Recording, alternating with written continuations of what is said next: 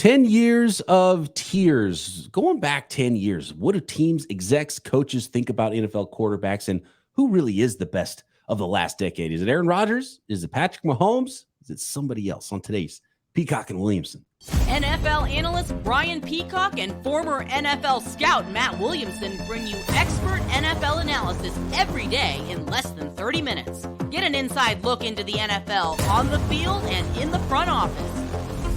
With elite breakdowns, next-level analysis, and in-depth information only for the real NFL fans.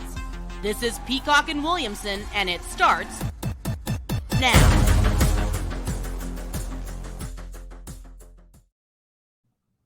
Welcome to the Peacock and Williamson NFL Show. Brian Peacock alongside Matt Williamson, as always, at BD Peacock, at Williamson NFL. Get those Twitter questions in for this week's mailbag, or drop a comment on YouTube, and make sure you are subscribed up on YouTube and everywhere you get your podcast.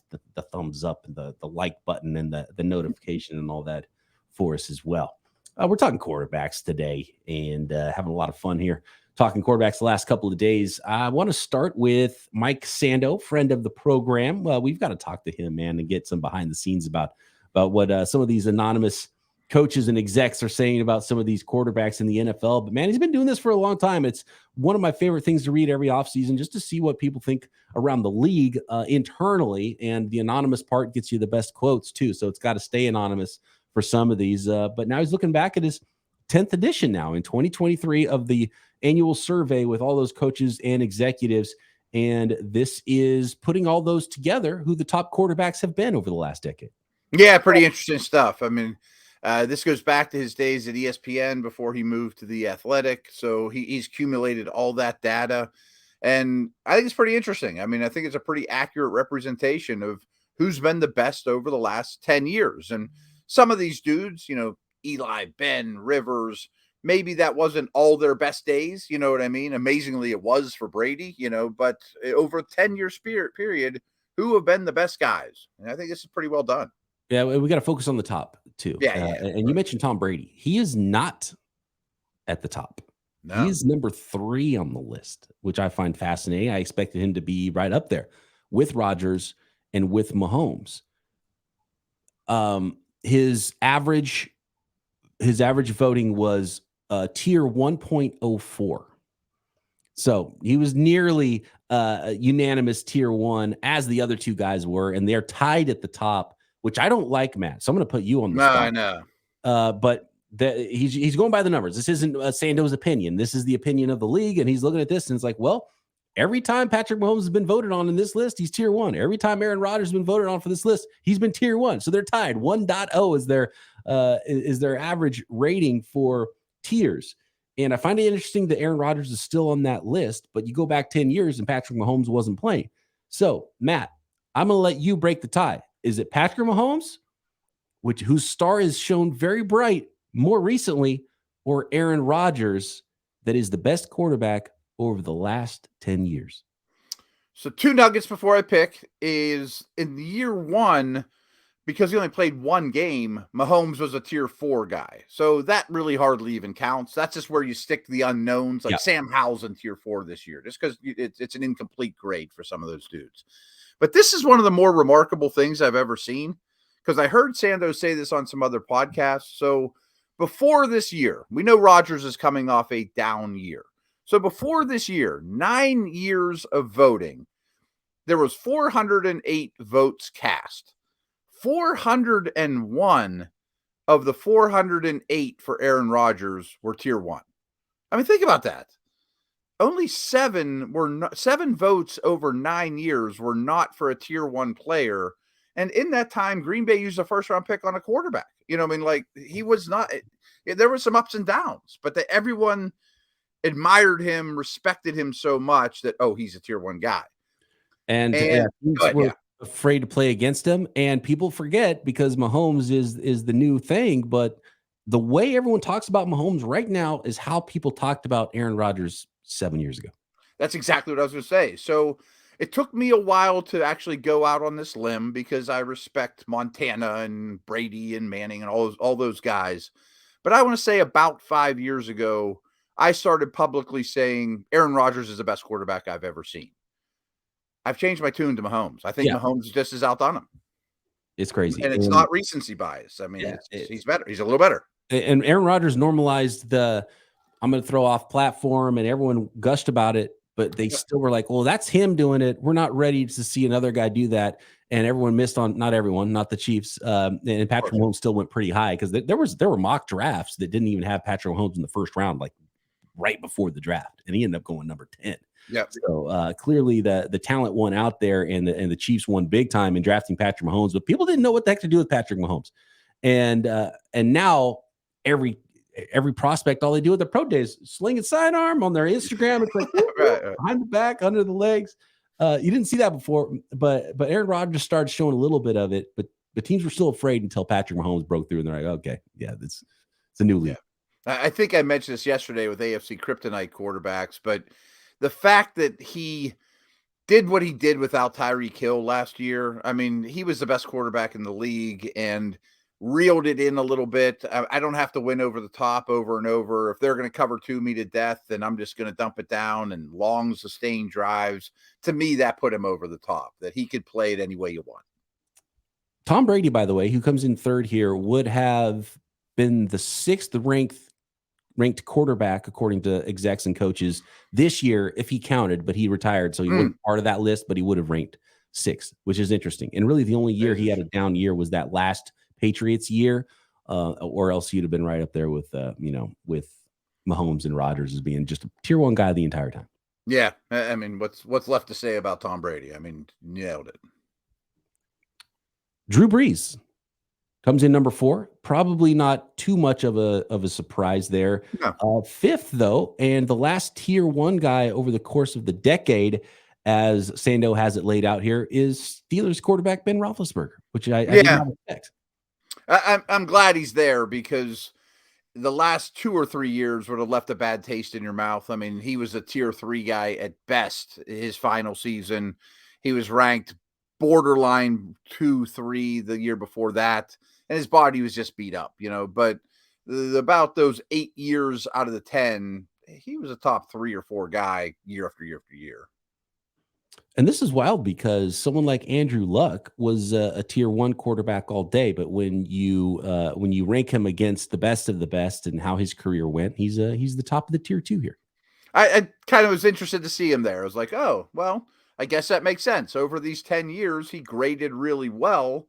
Did he have a better career? Did he have a similar career to Ben and Breeze, let alone Brady and those guys? Of course not. But it's easy to forget just how great he was when he hung it up. It's just an odd story.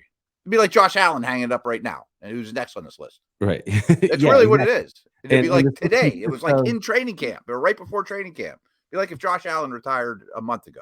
It's wild, man. It was the biggest story because when it happens, it's sort of like, when news agencies dump some or organizations dump some Friday news that they don't want to get covered a lot because, everyone's going home for the weekend. That was what the Luck story was for the NFL. It happened right before the season. It was like, okay, then the season started and everyone kind of forgot about it or didn't forget about it, but it wasn't as big of a story as it could have been if he would have retired in May. Right. It had a big fanfare about it. The timing was brutal. And I honestly don't think the Colts have ever recovered. No, and they're hoping the number 4 pick in this draft, Anthony Richardson, is finally them recovering from that. So we'll see how that goes. I mean, some of our younger audience, I mean this. This is like if Josh Allen retired a month ago. You're like, it's that similar to me.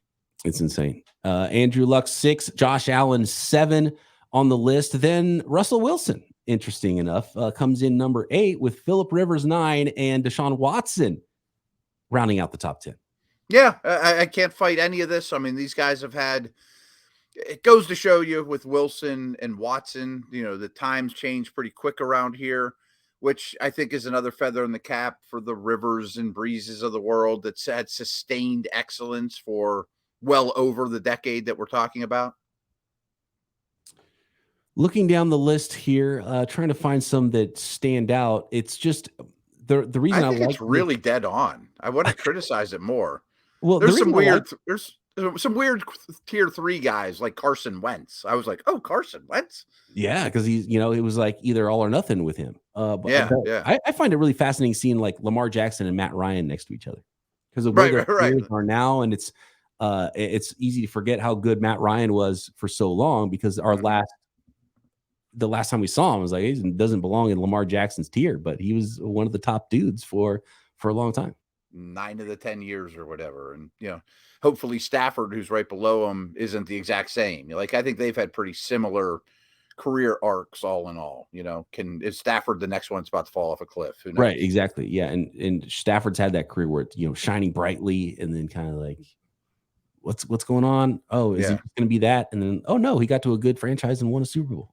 Mm-hmm. Yeah. I do think some of these tier 3 guys are pretty interesting. Cam Newton, Wentz at 18. I was like, wow. And one guy I want to throw out there, I'm probably wrong, but Jameis Winston at 24, I can't quite quit this guy. Like if somebody's the next Geno Smith, I'm putting a buck on Jameis. Jameis Winston. I mean, I could see it. And one of the things that it's not going to happen quickly.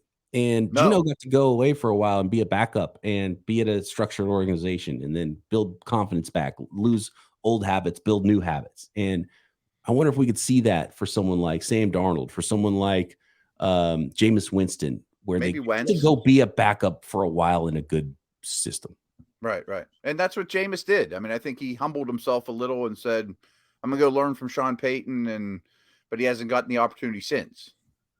At the same time, I can't believe Jameis Winston's on this list. That's what I mean. He had some highs. So these are the 35 most popular quarterbacks over the last 10 years that were voted on. So 32 is Tyrod Taylor. Sam Bradford's on the list right between Taylor and Bridgewater. So yeah, it's a wild list. It is.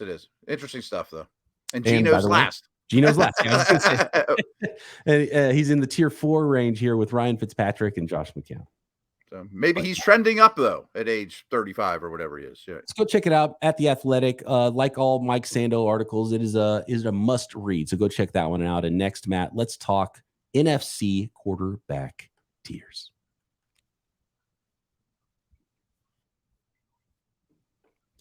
Today's episode of Peacock and Williamson is brought to you by eBay Motors. And our friends at eBay Motors have teamed up with Locked On Fantasy Football host Vinny Iyer to bring you some of the best fantasy picks each week, all season long, whether you're prepping for a draft or scouting the waiver wire mid-season.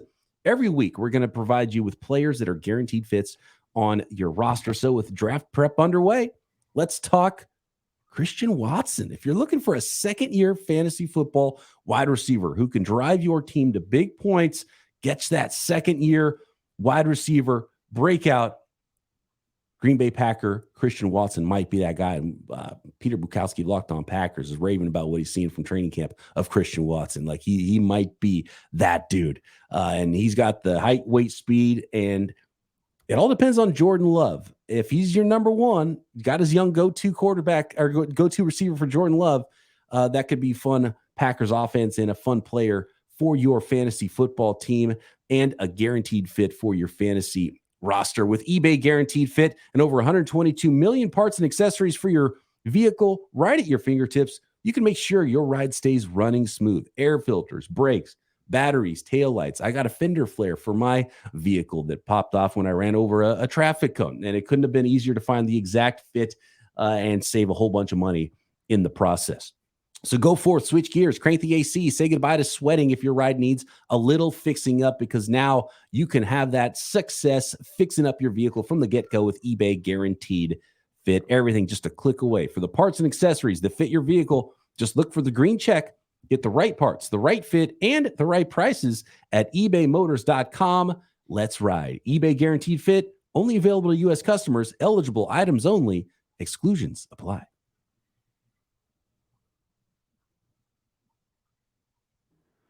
I misspoke there in the little outro, Matt, teasing it. We're not talking NFC quarterback tiers. We're talking the NFC quarterback Kryptonite here. An article as put out by Pro Football Focus. Sam Modson, friend of the program, spoken to him many times, and they always put out some great stuff at PFF. We talked AFC quarterback Kryptonite. yesterday, and today we're looking at the NFC quarterbacks, and man, there is so much more kryptonite in the NFC than there's a lot of kryptonite in the AFC. And right now, the starting quarterback for the Arizona Cardinals is Colt McCoy. And so I think it's more fair to talk about Kyler Murray's kryptonite, which right now is availability.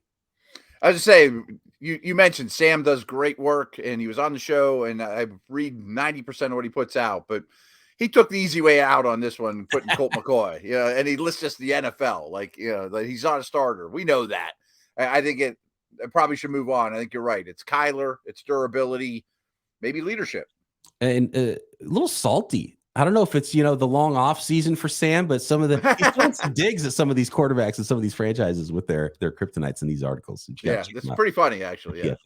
So for Desmond Ridder, a second-year starter, we don't know quite what Desmond Ridder is. Accuracy and consistency are what he has here as the kryptonite for Desmond Ridder. I would say downfield accuracy. I don't know if Ridder's ever going to be a consistent downfield thrower.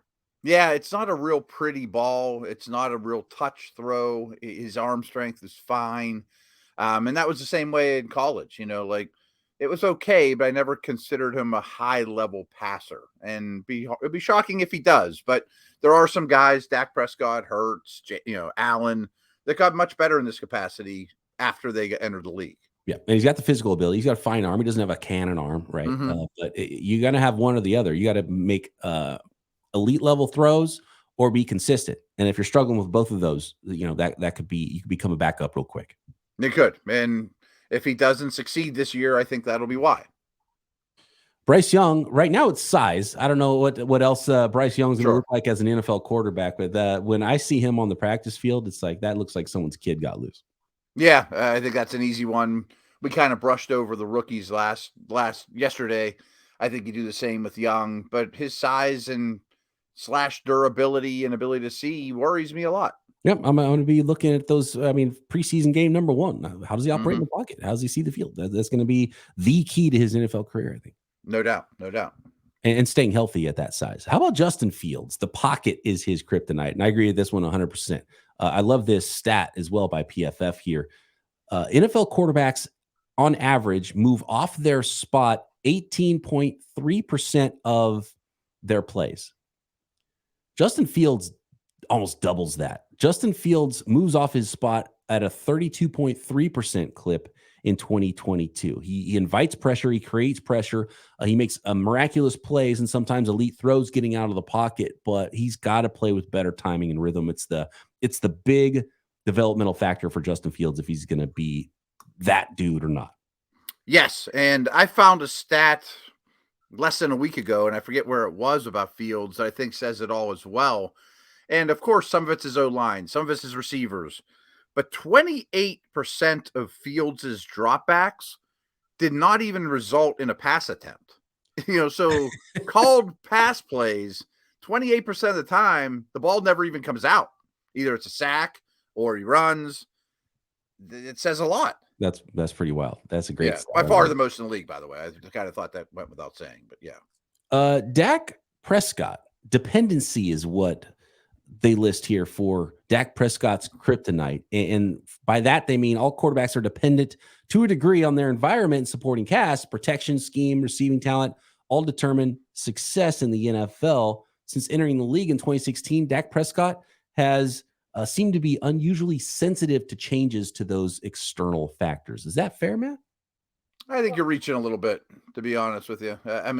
I think he's an extremely well-rounded quarterback, and it's hard to find kryptonite for him. He did lead the league in interceptions last year, despite not playing every game. But historically, he's not a loosey-goosey with the ball type of guy. Jared Goff's kryptonite, pressure. No doubt. Playing on the road, pressure. I don't mean this bad. Well, yeah, I do. He's a fair weather quarterback. When weather's good, dome's good, home, pocket. But when the weather, I mean by a lot of different factors, don't go his way, it's not as good. It's not, and pressure, not just from a pass rush perspective, even though that is one of the things. And that's the biggest thing, and that's what they're talking about here. But it goes beyond that. It's like, are you that dude? Are you a big quarterback? Are you an elevator? of the people around you. I mean, he's coming off a very good year. I think the Lions are happy with him, but those are still questions. Anyone would agree with that, I think. And he has an opportunity to put those questions to rest. Still Yeah, a pretty young guy as far as quarterbacks go. Right. No, he's playing well. For as long as he's been in the league. Jordan Love, his kryptonite expectations. Yeah, like I don't know what to expect from Jordan Love. He's like been this secret guy that's been in a lab, and it's like, is he going to look like his junior year in college? Is he going to look like his senior year in college? Is he going to make big plays? Is it going to be an explosive element? Is it going to be just like an inefficient disaster compared to Aaron Rodgers when he rarely threw interceptions? So I have no idea what to expect, but it's going to be worth the price of admission to see, I think, for the Packers this season. Yeah, and I think this is a good way that Sam put it, that we don't really know, but this is a crazy number too from the verbiage in here. The last time the Packers had a true starter who wasn't a Hall of Famer was 1991. That's the year I graduated high school. Hey, depending on how this career goes, we don't know if it's the case still. Oh, yeah, I know. Right. It's just crazy. 7 years before Love was even born. That is crazy. Matthew Stafford. Yeah, injuries. Easy.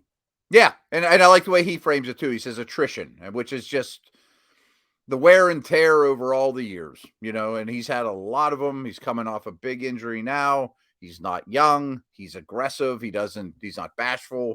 How long can he last? It's very Roethlisberger-like, really. And to be honest with you, this year it's the attrition of the rest of the roster around him too. Great point. That's a great way to frame it.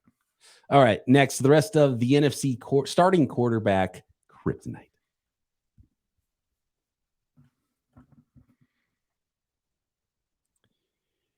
Thank you once again, everybody, for making Peacock and Williamson your first listen here on the Locked On Podcast Network, your team every day. Make sure you are subscribed up on YouTube and everywhere you get your podcasts, and join all the rest of the everydayers here on Peacock and Williamson.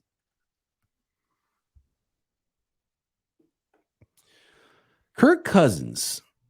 This one is unfair, I think. A little.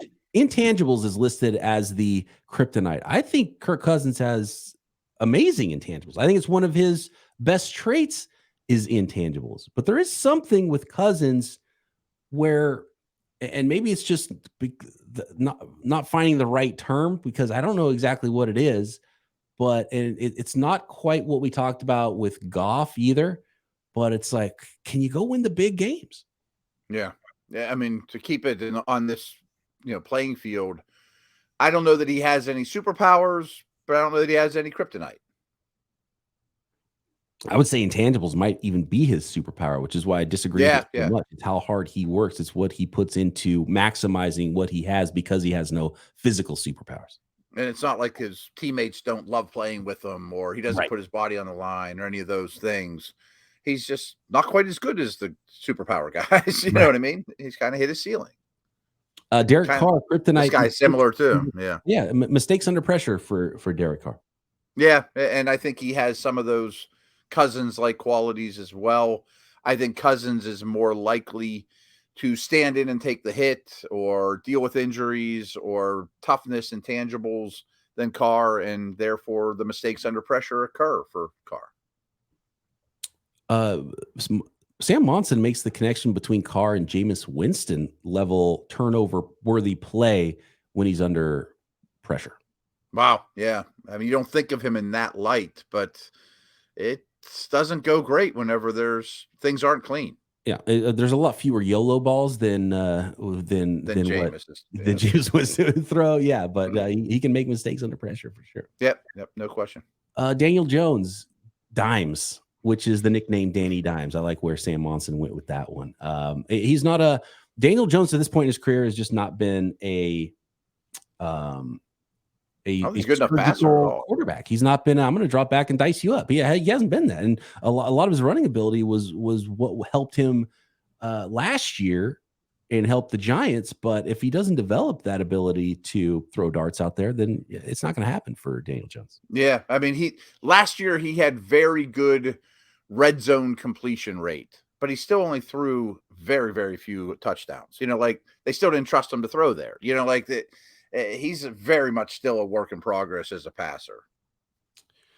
Fumbles is what Jalen Hurts' kryptonite is here, according to PFF. And yeah, he runs the ball quite a bit. He has turned the ball over. Saw him do it in the playoffs as well. Didn't end up hurting him in some of those games. But yeah, you got to take care of the football. So, a fumble's just like an interception if you lose it.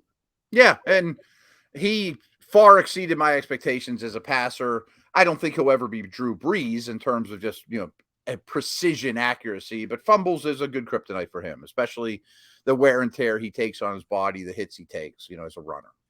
Interesting one here for Brock Purdy of the 49ers, and I expected it to be more physical limitations than and it is physical, but it's his UCL, his injury to his arm. Looks like he's back to normal with his throwing ability in camp, so unless there's a setback, I think he's going to be good there. But we just saw with Jimmy Garoppolo, the durability being his kryptonite, and Brock Purdy in 8 games last year did get hurt twice. So he has to make sure he doesn't go down the Jimmy G path of being hurt all the time. Yeah. And the Shanahan offense has gotten quarterbacks hurt a lot. Mm-hmm. Yeah, so I think that is something to worry about. I still have some concerns about his overall physical traits too, but not in this offense. I don't.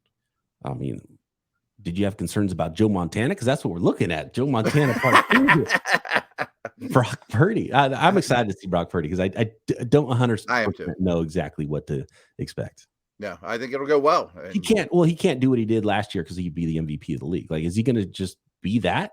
Because he was among, if not the best quarterback in the NFL statistically, and didn't lose a game until he got hurt in the NFC Championship game last year. I mean, it's wild what he did as the last pick in the NFL draft. Total side note, and I'm not trying to, get a fire under you or anything. I wonder if they just handed the job to Sam Darnold, however that would happen, I bet he would do really, really well. I mean, he's really gifted, and he's 24 years old. Yeah, I think that's one of the sneakiest pickups in the whole league.